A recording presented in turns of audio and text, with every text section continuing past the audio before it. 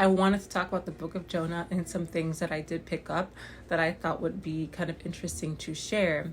And what I've learned in Jonah is that God is such a good and patient God to the point where he doesn't mind repeating himself to get your attention, and he will do whatever means necessary to bring his sheep back to him.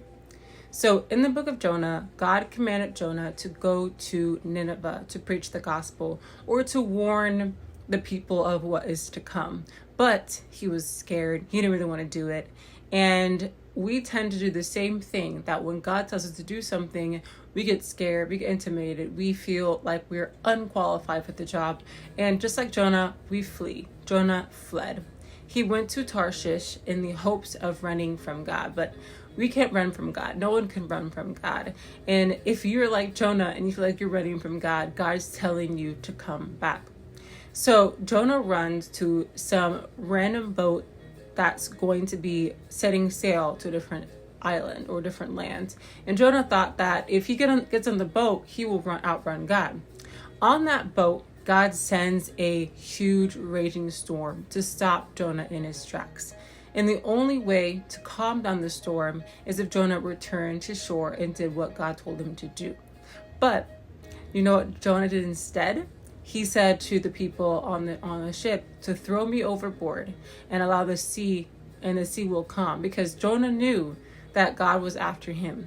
And Jonah knew that if you throw me into the sea, that the storm would calm. Jonah rather be thrown into a raging sea than go back to God. Some of us rather have the worst of things happen to us before we actually respond and listen to what God is saying. And so then when Jonah was thrown into the sea, he was eaten by a fish or a whale or whatever it was that he was eaten by. And in his humiliation, Jonah had no choice but to cry out to God. So it says in Jonah 2, from inside the fish, Jonah prayed to the Lord his God. He said, in my distress, I called to the Lord, and he answered me. From the deep in the realm of the dead, I called for help, and you listened to my cry. You hurled me into the depths, into the very heart of the seas, and the currents swirled around me. All your waves and breakers swept over me.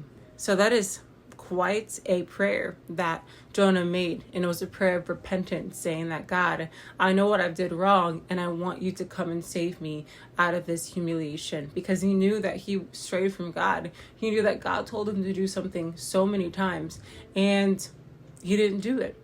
But God is so good that he gave Jonah a second chance, and he repeated himself. So once he saved Jonah from the fish, he told Jonah to go and do what he's called him to do. So after that, you're going to have to obey, or you'll repeat the same thing over again.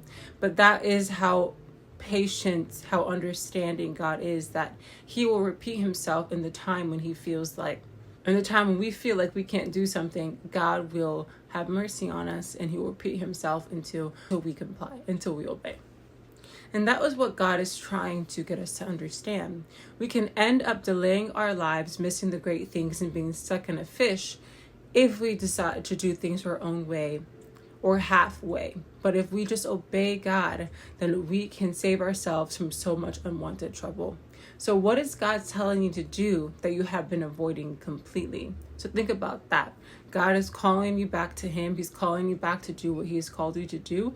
And he may be repeating himself to get your attention.